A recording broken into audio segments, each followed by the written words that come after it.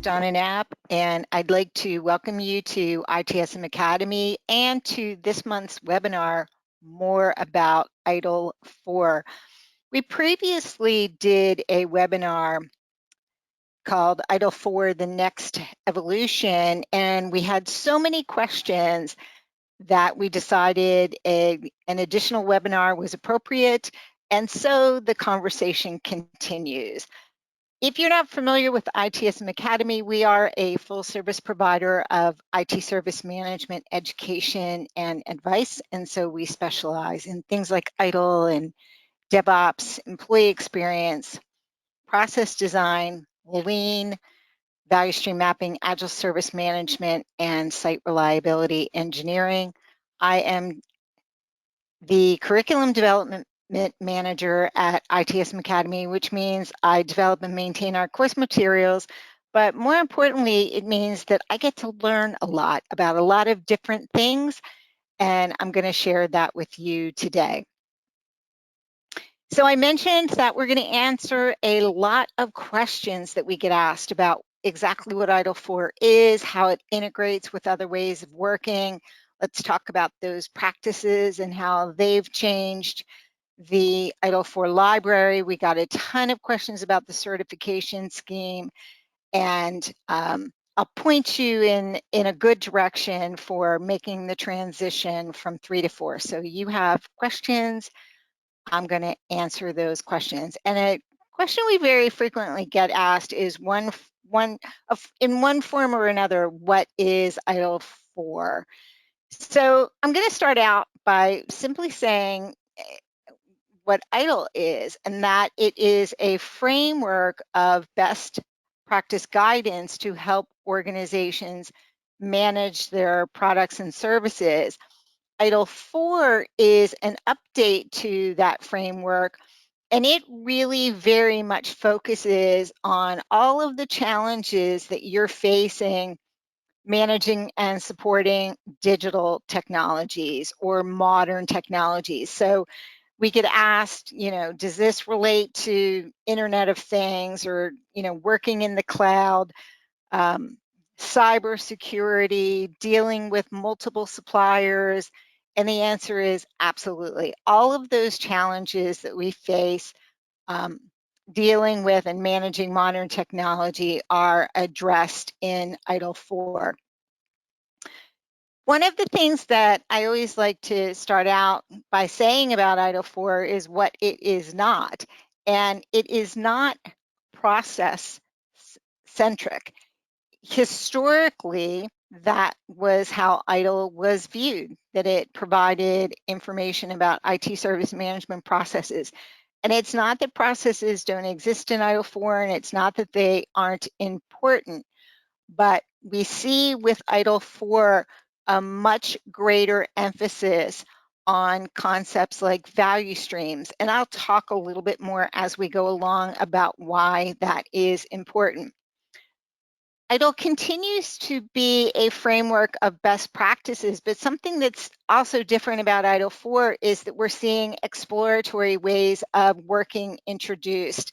So concepts that you might not yet be getting involved with in your organization, chaos engineering as an example, but that we are seeing emerging and are already being used in high-performing organizations, perhaps just haven't necessarily made it to, all organizations. It is principles-based, and that is very important for organizations that are trying to flatten their organizations, that are trying to break down silos, that are really trying to look to ensure effective communication and collaboration within their organizations, and don't want to do so by putting in place a bunch of rules and policies, right? So principles enable us to have a common way of thinking and a common way of working. If you're looking to shift the culture in your organization, a principles-based approach is very, very relevant. Alignment with adjacent ways of working, and I'll talk about Agile and Lean and DevOps and site reliability engineering as we go along. So ITIL 4 really reshapes these established IT service management practices, and it brings them into the context of things like customer experience, of value streams, digital transformation, and systems thinking. So any of you that are really looking to think about service management from an enterprise perspective, you need to think about, holistically about the entire system within your organization. ITIL 4 is a great fit for you. You see across the bottom some of the most common images associated with ITIL 4, the service value system, the service value chain, which is at the heart of that service value system, and the 4 dimensions. We talk in greater detail about these things in our other webinar, ITIL 4, the next evolution. I'm going to talk about the 4 dimensions briefly in a bit when we talk about practices. So what's different about the ITIL 4 library, or is in fact ITIL still a library? ITIL used to stand for IT Infrastructure Library, but it hasn't for a lot of years. It hasn't, going back to ITIL version 3. It no longer focuses primarily on infrastructure, and it really, and especially with ITIL 4, it no longer focuses primarily on the operations side of an IT organization, which is very often the perception of ITIL. There is still a library. It has been restructured, so there are core publications, 4 of which fall under a designation of managing professional, and these are practitioner-oriented publications. And the way that the ITIL qualification scheme now works is that for every qualification, there is a publication. So we have a publication, create, deliver, and support, and there is a certification associated with that, and so forth. And again, they are practitioner oriented. There's also qualification, ITIL Strategic Leader, and it's management oriented and leadership oriented. This is very much a new perspective for ITIL. Historically, ITIL has been viewed as kind of operational and perhaps somewhat tactical, and we now see that with the digital and IT strategy and the direct plan and improve publications and courses, we're thinking about things from the strategic perspective.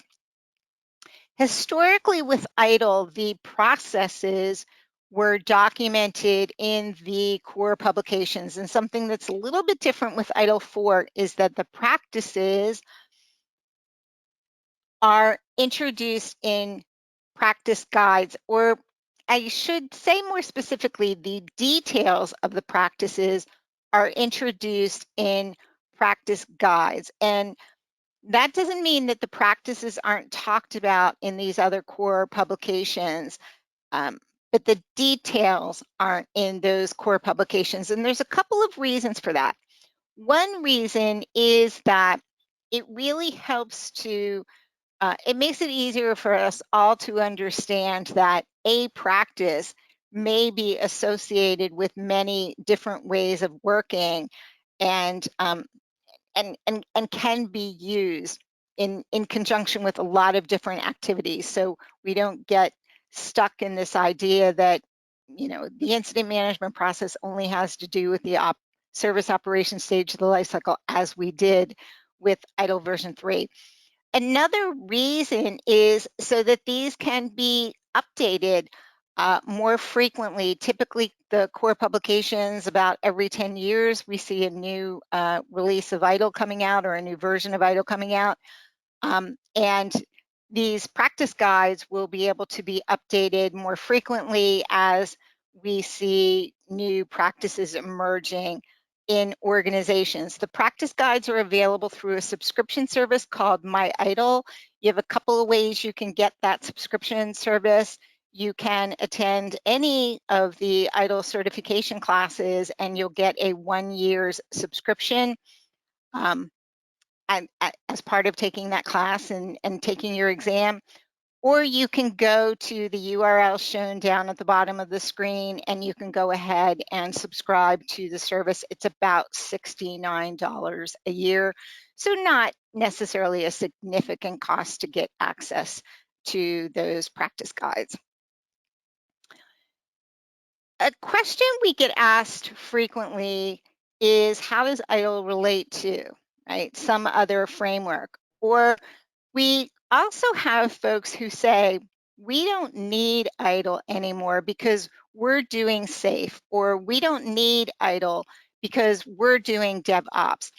So one of the things I want to talk about, and let's bring in the concept of value stream to this conversation. If you look at the value stream for creating and updating products, we have from the point where someone has an idea through to, designing and developing that new feature, that new product or service, introducing it into our production environment, and then having it realize value for our customers.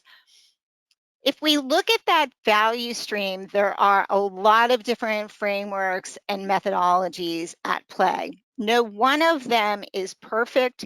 No one of them is all inclusive, but they all really work together. And what you see in the highest performing organizations is that they are, in fact, leveraging guidance from all of these different ways of working. I can understand how someone who is a developer who's working in an agile environment might think, well, all I really need to understand is SAFE. Or if you're somebody who's working in a service desk, you might think, well, all I really need to understand is the incident management process. But the reality is that today we are all either influenced by decisions that are made upstream from us, or we influence what happens downstream. So if we talk again about that developer, a developer is very much influenced by service management activities that are happening upstream, decisions that get made in the context of things like architecture management and strategy management, financial management, portfolio management, right? Lots of decisions are influencing the work that that developer is doing. That developer is also influencing activities that are happening downstream. So how products and services get deployed and released, the types of incidents that are occurring, the types of problems that are occurring. So again, the more we all understand about these different ways of working and how they all come together and influence each other, the more effective we're going to be in this very, very dynamic world that we work in today. And here's where I very much believe the ITIL guiding principles can help. The ITIL guiding principles really show the influence of these different ways of working. Focus on value, for example, is very much a lean principle. Start where you are is a service management concept. If you think about the continual improvement model, in ITIL, we start with what is the vision? Where are we now? Right? Where do we want to be? Progress iteratively with feedback really represents the influence of agile principles, as does collaborate and promote visibility. That guiding principle also reflects the influence of DevOps, which stresses communication and collaboration. And also it represents the influence of Lean, which really focuses on making work visible through things like value stream mapping and through practices like Kanban. Service management encourages systems thinking, which is illustrated in the Think and Work Holistically guiding principle. keep it simple and practical is just a good life principle, isn't it? But it also really reflects Lean's emphasis on eliminating waste. And it really reflects also both Agile and Lean's view that you should focus on making smaller, more incremental changes. And last, optimize and automate really represents the influence of Lean in terms of optimizing, again, looking at how we can eliminate waste and how we can, streamline our value streams and our processes. And then DevOps very much focuses on automation, as does site reliability engineering. So a really good way to get started with ITIL 4 that doesn't cost you any money is by starting to introduce the guiding principles. We have a fun little poster. There's a URL down in the bottom of the right-hand corner for you. If you'd like to get a copy of the poster, feel free to go to our website. Feel free to share that with your coworkers.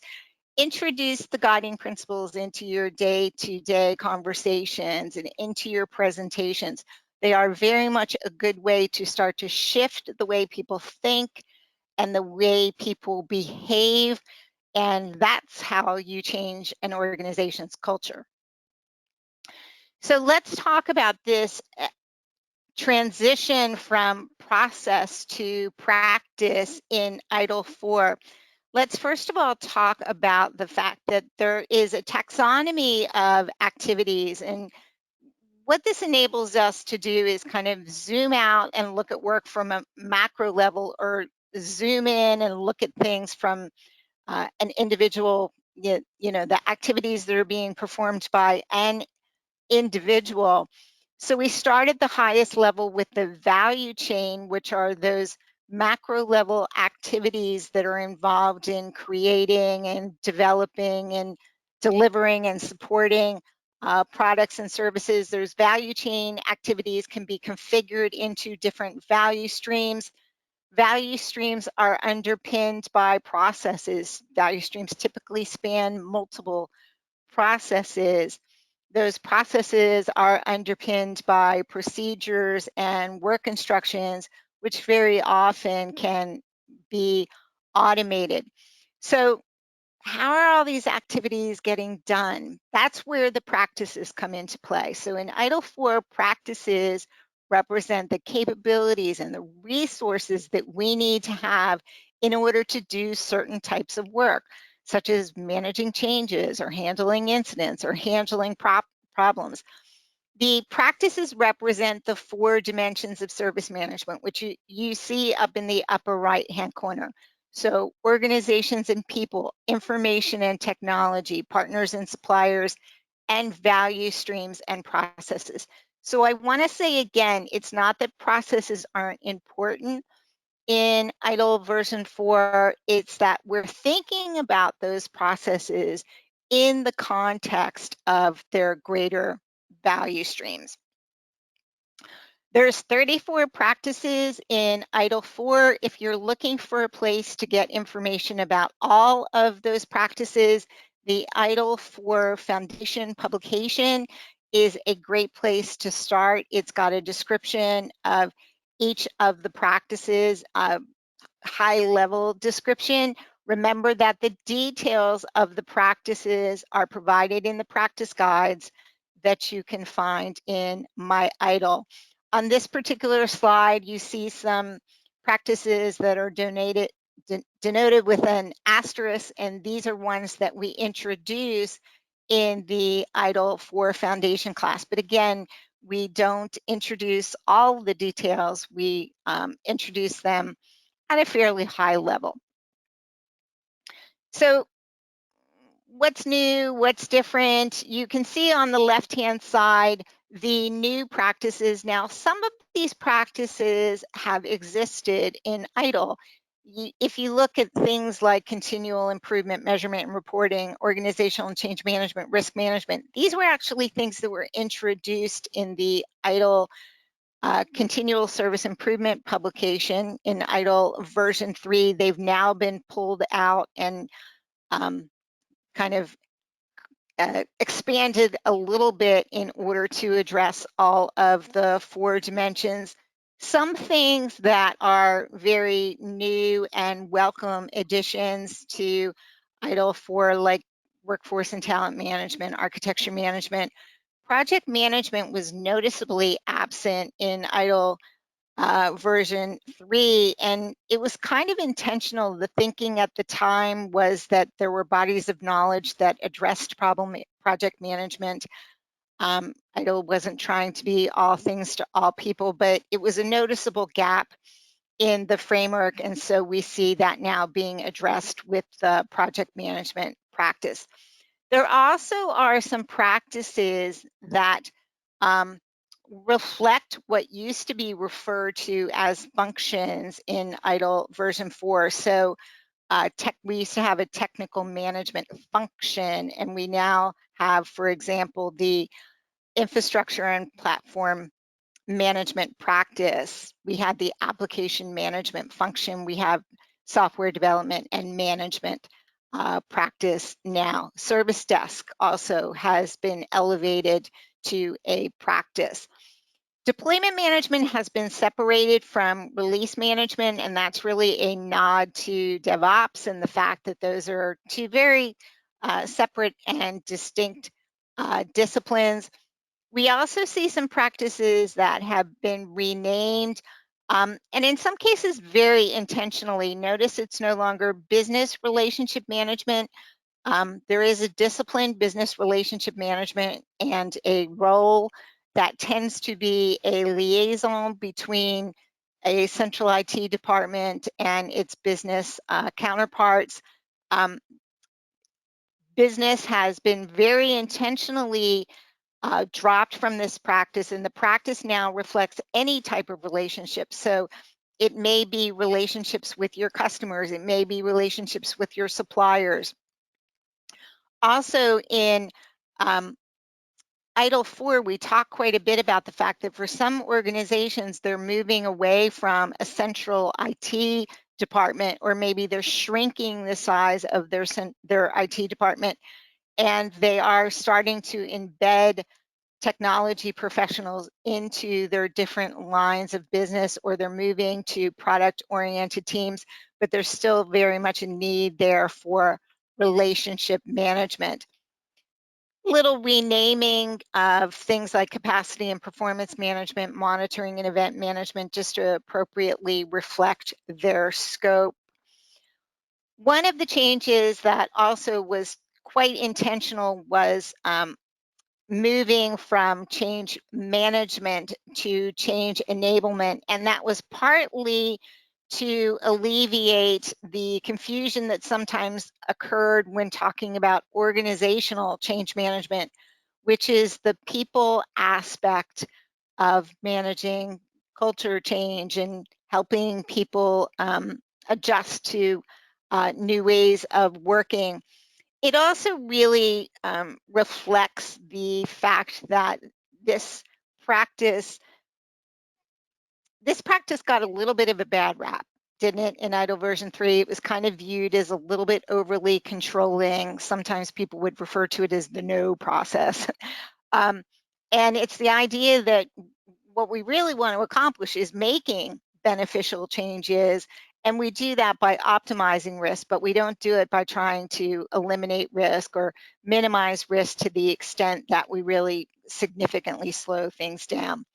We see that we no longer have service asset and configuration management as a single process. They've been broken apart into separate disciplines: service configuration management and IT asset management. Service configuration management, I think also it helps to distinguish it from software configuration management. So lots of changes along the way. One of the comments that frequently gets made, and then I get asked questions about it, is the comment is that the processes haven't really changed in ITIL version 4. And that comes from this idea that we really want to make sure that everyone understands that the, you know, the core competencies associated with service management really haven't changed a lot. So your investment in ITIL is in fact protected. But what's important to understand is that when it comes to processes in particular, the thinking around many of these processes have in fact changed significantly. So I'm going to use change enablement as a good example. If all you did is look at the process flow for change enablement, and that process flow is in the practice guide, you'd think, well, those activities are pretty similar to the activities that we saw in ITIL version 3. So the process hasn't really changed a lot, right?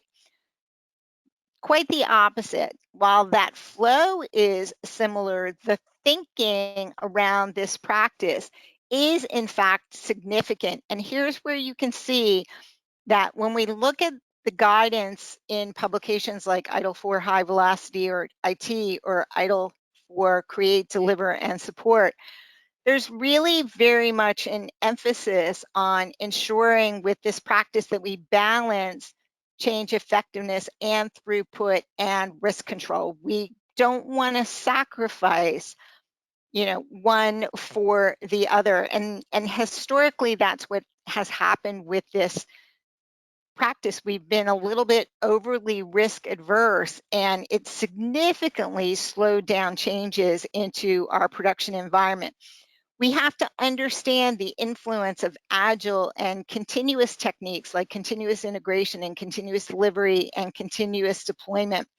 And along with that, understanding the need to decentralize or delegate change authority. And we might do that by acknowledging that with agile, for example, there are things like peer reviews and there are other methods that are being used to look at the quality of the changes that are occurring. And we can also delegate authority and automate um, those authorization points along the way and move away from this idea of inspecting changes after the fact, something that was often done by a change advisory board, for example. Also, integration with SRE, where we're seeing automated deployments of changes using techniques like canary deployments and blue-green deployments, again, to very much minimize the risks associated with making changes. Also, really looking at how we are able to automate if something does go wrong, that ability to very, very quickly recover. So, striking that balance, if we're going to speed up the flow of changes into our production environment, we better be prepared to very quickly speed up backing those changes out if something goes wrong. And there's a lot of techniques that SRE, for example, introduces in order to do that.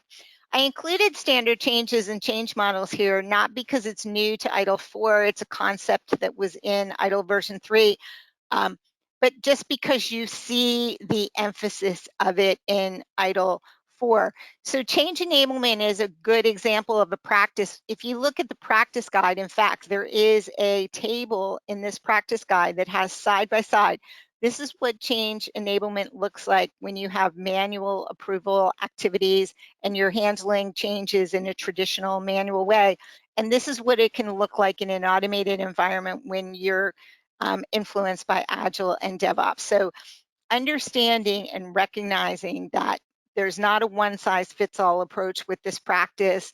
How you manage changes when you're using traditional waterfall is and very much should be different than how your practice looks when you're in an Agile DevOps environment. So again, if all you think about is this simple little workflow, you might think, well, not a lot has changed. But again, the thinking around this practice has changed significantly, and that's where you can really benefit from not only looking at the practice guide itself, but looking at the core publications and seeing how they are talking about these practices.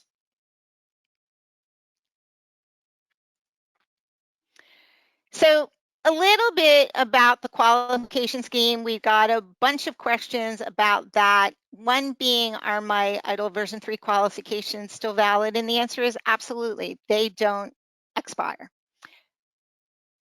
When is ITIL version 3 being retired? ITIL version 3 Foundation, at the time we're recording this webinar, is in fact already retired. The ITIL V3 intermediates are being discontinued in January of 2022, and ITIL 4 Managing Professional Transition is being discontinued in July of 2022. So it's important to recognize the fact we have had some folks say, "I don't know, we're good with ITIL version 3. We're gonna stick with it." At some point, you are no longer going to have education available to you that's associated with ITIL version 3. And I think what I'd like to remind everybody is that ITIL version 3 represents best practice as it was viewed in the early 2000s. And there are very few organizations today that look the same as they did in the early 2000s. And I would have made that statement before we lived through a global pandemic. So ITIL version 4 really, again, represents that, the much more modern approach to service management.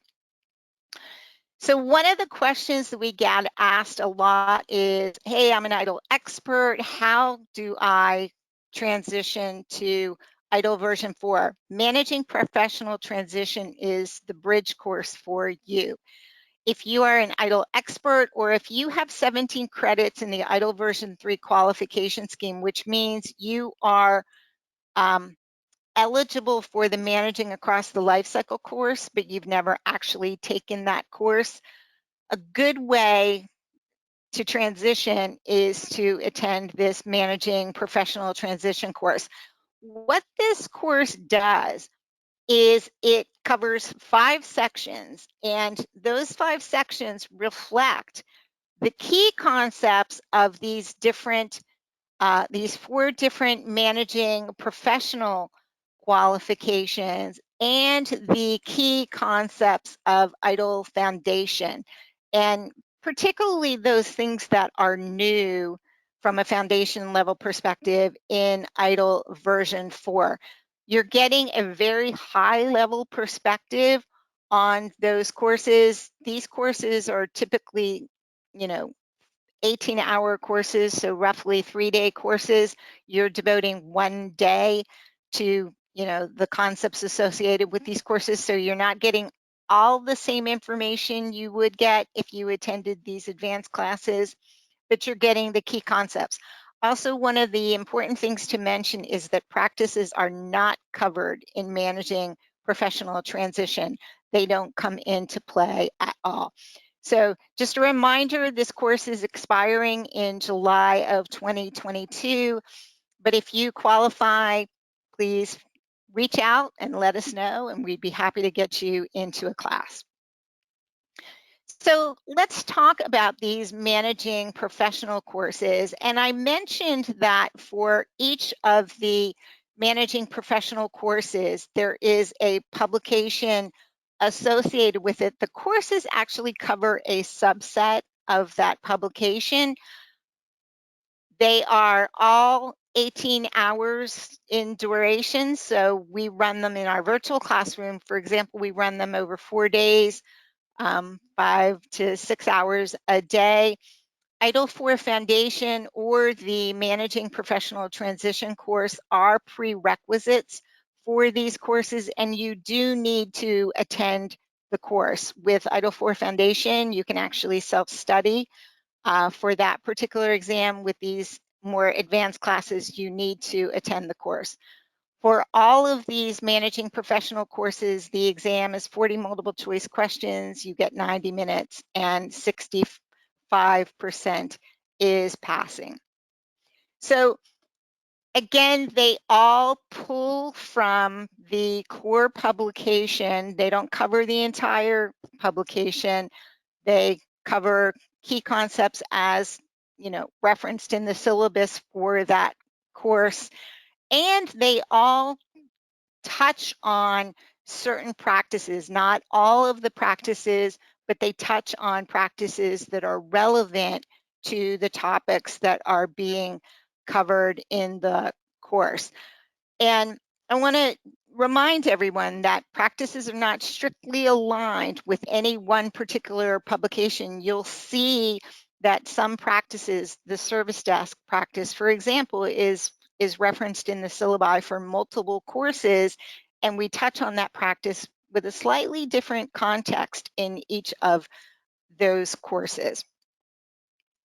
So before we dive into the courses themselves, a little bit about the service value chain. The service value chain I mentioned are those key activities that are involved in creating and managing products and services. It's at the heart of the service value system. It is the operating model for ITIL version 4.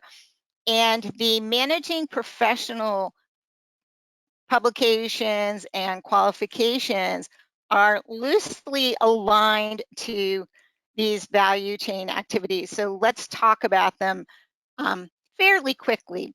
Drive stakeholder value focuses in on this engage activity, and it is really for any individuals that are focused on customer experience or the customer journey, or if you are responsible for managing relationships. So you can see over here on the right-hand side some examples of the types of roles that might find drive stakeholder value um, useful. Um, any anyone who is focused on the customer journey, that's really what this course is all about. We, in fact, walk step by step through the customer journey and talk about all aspects of that customer journey. You can see on the right-hand slide the different practices that are introduced in this particular qualification. So again, if today you are a practitioner and you are involved in any of these areas, or you're a manager who oversees these different areas, this is a great course to get some insights into what these practices look like in the context of that customer journey and in the context of customer experience, which is so important today. We know that today folks make purchasing decisions based on their experiences. They will leave even companies that they've been loyal to for a long time if they have a difficult experience. So it's a critical success factor for organizations today. So create, deliver, and support.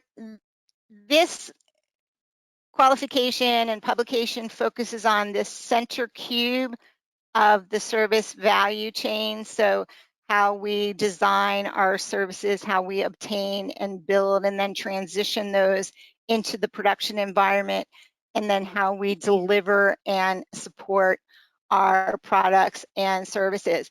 So this is for anybody who really wants to understand end-to-end the activities that are involved in designing and developing and deploying and supporting products and services. So you see some of the roles here are development roles, they are operational roles, they are support roles. Anyone who's involved in managing services in any way, shape, or form. I tend to refer to this course as the value stream course, because it is in this course that we start to see value stream mapping introduced at a very high level, but we also talk about two key value streams: developing a new service and restoring a service. And we introduce practices that are associated with these value streams. So hopefully you can look at these practices and think, oh, okay, that makes sense that you would have things like service desk and incident and problem involved in restoring services. If you attended the release control and validation or operational support and analysis courses in ITIL version 3, this course is really the more modern version of those two courses, and it kind of marries those courses together because, again, we're looking at this end-to-end perspective across the value streams.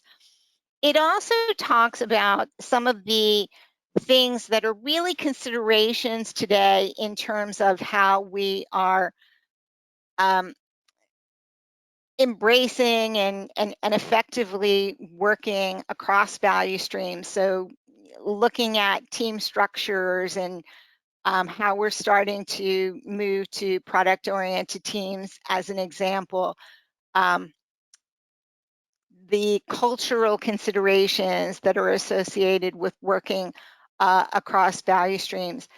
It's also important to understand that, for some of you out there, I know you might be thinking, well, we don't develop new services. We buy commercial off-the-shelf products and services, and that's a fair statement. So we do talk about that. We talk about build versus buy considerations. And we understand that some of you are using subscription services. So we talk about things like service integration and management, and how do we manage all these different suppliers that we're interacting with on any given day. High velocity IT is not aligned with any particular value chain activities. It really talks about the entire service value chain in the context of working in high velocity environments. So for any of you that are leveraging digital technology, I think of this as the digital course. We talk about all things digital, especially in those environments where speed is crucial. It's crucial to your competitive advantage. It's crucial to your ability to serve not only your external customers, but your internal customers as well. So you can see on the right-hand side some of the types of roles that really very much need to understand what this high velocity environment looks like. I was a change manager at one point in my career, so I always like to call out the change managers. If you're a change manager today, if you're a release manager today, it's very, very important that you understand the influence of things like Agile and Lean and DevOps and site reliability engineering, and they all come into play in high velocity IT. So you can see on the right-hand side just some of the key concepts that come into play here. Culture, how important safety culture, blameless culture, having a high trust culture are in, to organizations. So high velocity IT introduces 5 objectives, ensuring that we can make valuable investments, that we are able to, deploy our products and services quickly, ensuring resilient operations, co-creating value with our customers, and contributing to assured conformance, whether that be compliance with regulatory controls or thinking about things like security management and risk management. So the practices that get introduced in high velocity IT, and you can see that there's a bunch of them listed, and the slides are available if I haven't said that already. So you'll be able to download the slides and sit and look at these practices in greater detail. The practices are introduced in the context of these high velocity IT objectives. So again, this is a great course for anyone who's being challenged to speed up, but do so with quality and stability and reliability. The business wants it all, and organizations that are achieving high velocity are delivering it all. Direct Plan and Improve is a universal module. It's required for both the managing professional and the strategic leader schemes. And last but not least, it looks at the plan and the improve activities of the service value chain. DPI and digital and IT strategy are like two sides of a coin. Digital and IT strategy focuses on how to create your digital and IT strategy.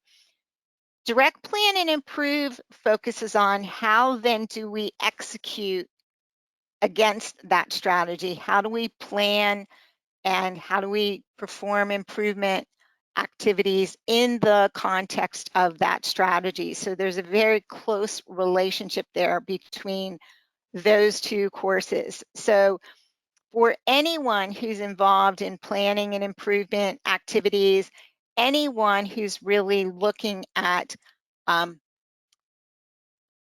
continuous improvement, how do we, think about our process owners and transitioning them to practice owners. Think about the service management office.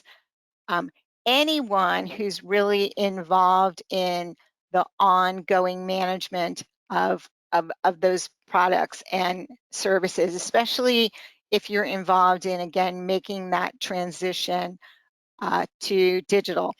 So you see some of the many concepts that are discussed.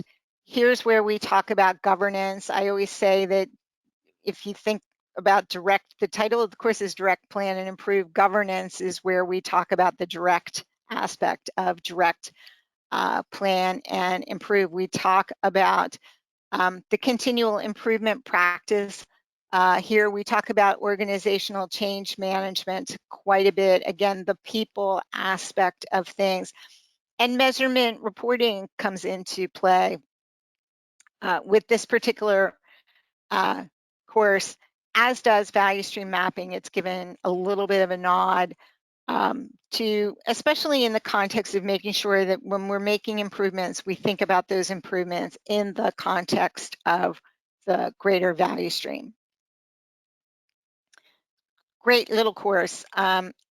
If you attended the CSI course in ITIL version 3, there's a lot of great new concepts that are introduced in Direct Plan and Improve. Again, it's the more modern look at these activities.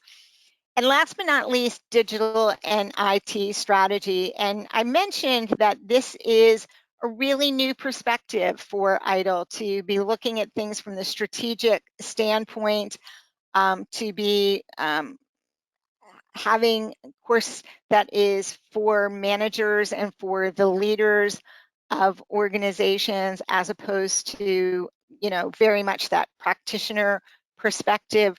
This particular course is 18 hours. ITIL 4 Foundation or Managing Professional Transition are also prerequisites, and you must attend the course. The assessment part of this course is a little bit different.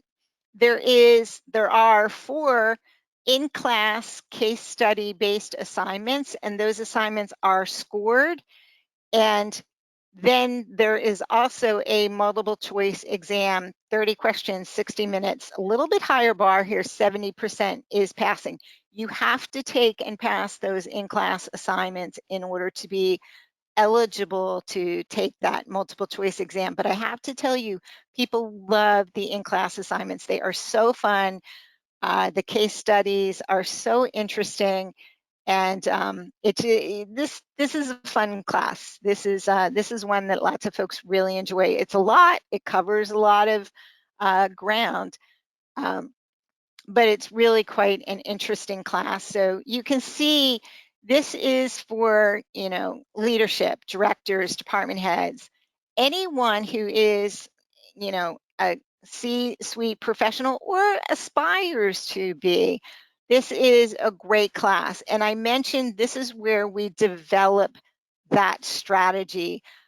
We talk a lot about things like risk. We talk about VUCA, how do we survive and thrive in a volatile, uncertain, complex, and ambiguous environment.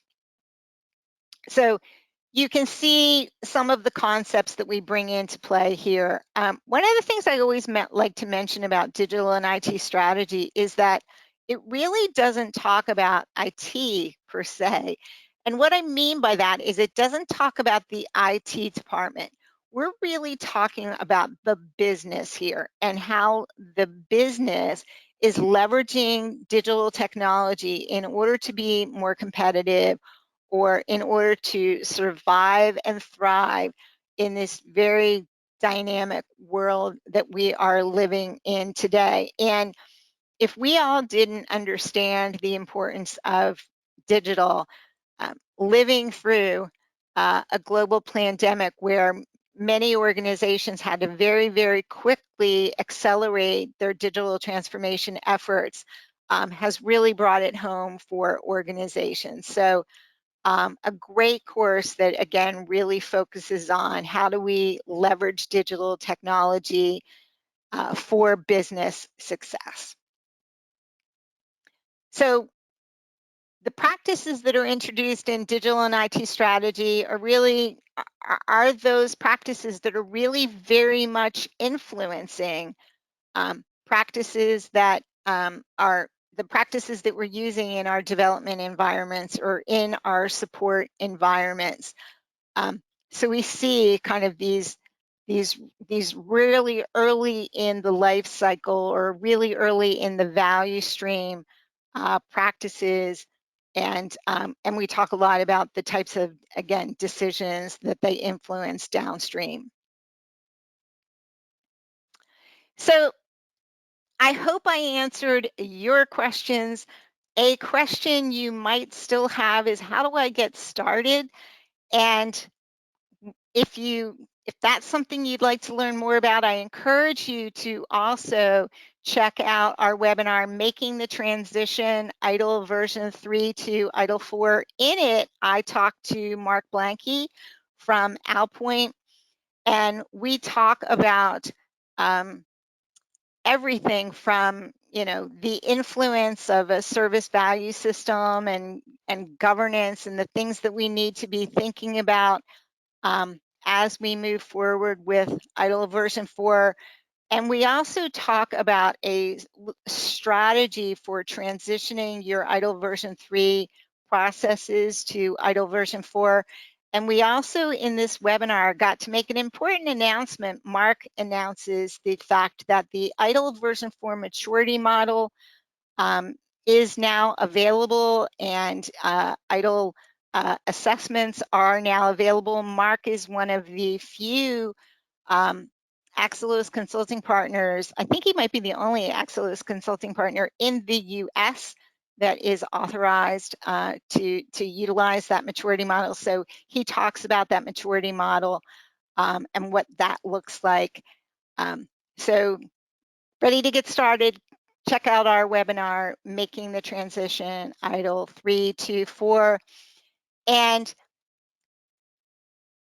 you might be thinking, how do I upskill my team? So one of the things that we encourage and that we are happy to help you with is developing an education strategy. I just talked about a lot of different classes, but we recognize that not everybody in your organization needs to attend all of these different classes. So by building an education strategy, you can start to look at, all right, who just needs to be generally aware of these different concepts, and that awareness can involve an hour or two of training to introduce them to some of the key concepts associated with ITIL or Agile or Lean or DevOps. You have individuals who this is their job and they need these core skills. They're practitioners who are doing this work. So then it becomes a matter of looking at, which of these different courses that we've talked about do they need based on their role. And then you also are going to have individuals in your organization that need advanced knowledge. Maybe they have that broader base of knowledge to understand all of these different disciplines, these different ways of working and how they come together. And really, more importantly, they are the ones who are sharing their knowledge and they're teaching others and they're helping others within their organizations. So feel free to reach out. We'd be happy to help you develop that education strategy and figure out the best combination of education and training for your organization. So if I haven't answered your questions, please feel free to reach out to us, info@itsmacademy.com. We also have a blog, ITSM Professor, www.itsmprofessor.net. You can actually ask the professor a question, and we'd be happy to craft a blog in response to that question. And you can also use the hashtag AskITSM. Thank you for joining us, and we hope to see you in future webinars.